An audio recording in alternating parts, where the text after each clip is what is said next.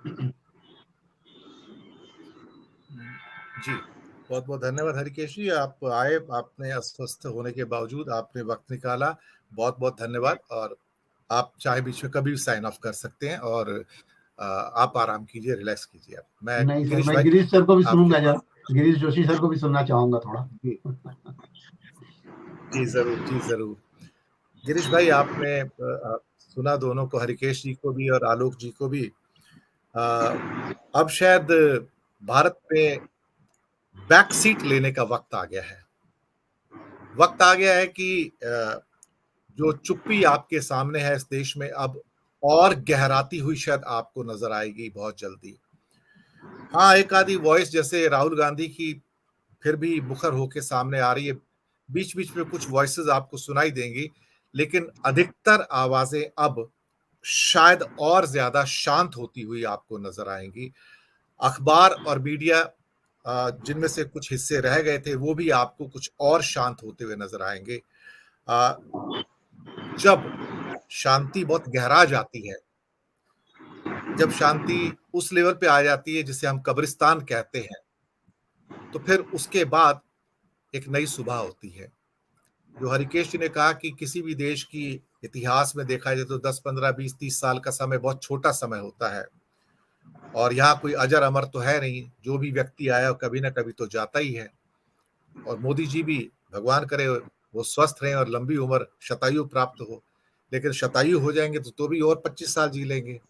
तो अल्टीमेटली हम तो यही दुआ कर सकते हैं, शतायु हो तो शतायु के साथ आप 100 साल तक जी लेंगे। 100 साल का कोई राजा होता नहीं एक्चुअली देखा जाए तो, कार्यकारी जो राष्ट्राध्यक्ष होता है। हमारी तो यही दुआ रहेगी साहब, आप और जिए। लेकिन अल्टीमेटली ये सीट एक दिन तो खाली हो ही जाती है, इतिहास बताता है। आपकी टिप्पणी, आपकी ऑब्जर्वेशन, बिना इमरजेंसी लगाए भी पूरा विपक्ष जेल में हो सकता है। बिना इमरजेंसी लगाए या बिना कोई और दमन किए हुए आप सारा का सारा 60 के 60 मेंबर खरीद सकते हैं नागालैंड की असेंबली में, जहां एक भी विपक्ष ना हो। शायद ये लोकतंत्र के, आने वाले लोकतंत्र का एक आईना है, जहां आपको हो सकता है कि किसी भी सदन के अंदर विपक्ष की बेंचेस पर कोई बैठा हुआ नजर ना आए। ये भी हो सकता है, ये एक संभावना है, और भारत ने इस संभावना को सच करके दिखाया है। एटलीस्ट नागालैंड ने तो सब सच करके दिखा दिया कि ये संभव है एक्चुअली। गिरीश जी। वोरा साहब, आपकी इजाजत हो तो हमको जो एक इंसिडेंट बताया जाता था वो मैं सोचता हूँ शायद आपको बताऊं कि पॉलिटिक्स में जो बेसिक होता है that is how to over smart the opponent. तो जैसे विपक्ष में से निकल के वो सत्ता पक्ष में आ गए तो सीएम के पीए ने कहा कि सर, आपके पहले जो सीएम थे उन्होंने एक तालाब बनवाया था 2 करोड़ का, लेकिन तालाब तो पेपर पे था, तो चाहे तो इंक्वायरी करवा के हम उसको जेल भेज दें। तो अभी के सीएम बता रहे हैं बेवकूफ हो, अरे भाई आप आसपास वालों से एप्लीकेशन मंगाओ कि तालाब में मच्छर हो रहे हैं, इसमें डेंगू हो रहा है, इससे मलेरिया हो रहा है, बांस आ रही है, और 4 करोड़ लेके उन्होंने उसको बंद करवा दिया टेंडर। तो इसमें ये नहीं लग रहा है कि हम आपका तालाब खुदवा देंगे, हम बंद करवा के हम भी खा लेंगे। यही पॉलिटिक्स हम 75 साल से देख रहे हैं। आप अगर पुराना थोड़ा सा केस देखें, जयललिता जी का क्या हुआ था, 1 साल में उनको बेल मिल गई, वो बाहर आ गई, सारा हम भूल जाते हैं। शिबू सोरेन का क्या हुआ था, ये भी इतिहास में लिखा हुआ है। बंगारू लक्ष्मण पकड़े गए थे, आज उसका कुछ भी नहीं है। दैट इंप्रेशन से ऑल क्लियर्ड बाय टाइम, क्योंकि 30 साल के डिफरेंस में वो वोटर्स जो है वो काफी, उनकी मेंटालिटी चेंज हो गई। अभी जो यंग वोटर्स है उनको नहीं पता है जयललिता से क्या हुआ था, शिबू सोरेन ने क्या किया था। अभी ये कर्नाटक में पकड़े गए हैं तो अभी उनका कुछ नहीं हो रहा है क्योंकि वो सत्ता पक्ष से जुड़े हुए हैं। तो ऐसा नहीं है कि आगे भी नहीं हुआ है, आगे भी ये हालत हुई थी। लेकिन इमरजेंसी का मैं आपको मेन डिफरेंस दिखाऊं, क्योंकि मैं शायद उस वक्त 20 साल का था, मैं वहां से केरला ट्रैवल कर रहा था, तो स्टेशन पे आपको बाकायदा सारे टीसी यूनिफॉर्म में मिलते थे, ट्रेन ऑन डॉट चलती थी।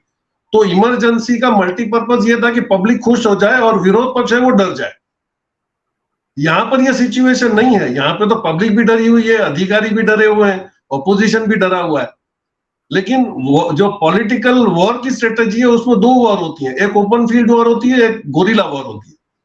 और gorilla war is always remain powerful. हमको जैसे लग रहा है कि ये डर गए हैं, ऐसा है नहीं। अंडरग्राउंड मूवमेंट्स काफी चल रही हैं और वो ऐसे वॉरियर हैं जो आपको दिखेंगे नहीं। अब गोरिल्ला वॉर का इंसिडेंट आप वियतनाम में देख लो कि अमेरिका उनसे नहीं जीत पाई, श्रीलंका में एलटीटी के सामने हम लोग नहीं जीत पाए। आज भी हम नक्सलवाद जो ग्रे एरियाज में है वहां से हम खत्म नहीं, क्योंकि गोरिल्ला वॉर्स आर मोर बहुत ही खतरनाक होते हैं हमारे नॉर्मल सोल्जर से। तो ये जो हमको परसेप्शन ये क्रिएट कर रहे हैं, और एक बहुत ही उर्दू फेमस है कि जब दर्द हद से ज्यादा बढ़ जाता है तो खुद ही मर्ज हो जाता है।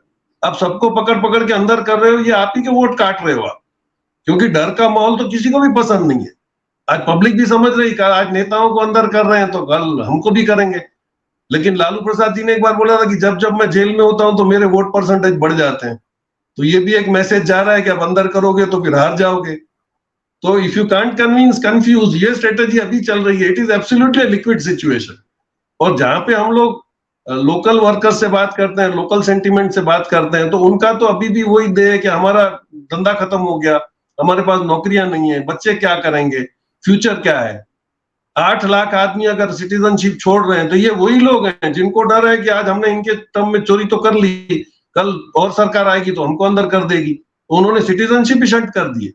तो मूवमेंट काफी लिक्विड है, ये नहीं देखा जाता है। लेकिन ये जरूर है कि रिएक्शन तो आएगा, ये जितना इसी से मान रहे हैं। और नॉर्थ ईस्ट की जहां आप बात कर रहे हैं, वहां पे तो उनकी मजबूरी है कि उनके पास सोर्स ऑफ इनकम ही नहीं है, उनको तो पूरा डिपेंडेंसी सेंटर पे है, तो उनको तो ऑब्वियस है कि सेंटर के साथ रहना ही पड़ेगा। लेकिन लोकसभा की सीट्स को अगर कन्वर्ट करेंगे तो वहां से कौन सा बड़ा एडवांटेज आ रहा है, कुछ समझ में नहीं आ रहा।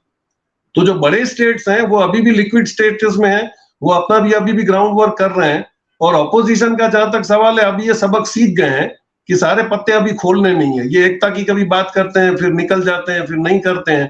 तो ये भी सामने वाले को कंफ्यूज रखना चाहते हैं कि वो अपनी स्ट्रेटेजी डिसाइड नहीं कर पा रहे। ये कुछ हमारे ऑपोजिशन वालों से जो बात हो रही थी उसमें पता चल रहा है।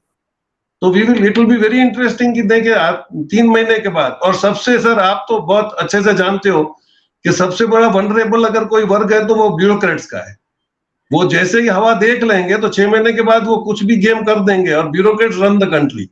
नेताजी की उतनी कैपेसिटी नहीं कि आईएएस और आईएफएस और आईआरएस को चैलेंज कर लें। तो वो जब कोई गेम खेलना शुरू करेंगे तो शायद पूरा बोर्ड ही खत्म कर सकते, और ये हमने आगे भी देखा है। तो सबसे ज्यादा प्रेडिक्शन अगर कोई एस्ट्रोलॉजी में पॉलिटिकल होशियार होता है तो वो ब्यूरोक्रेट होता है।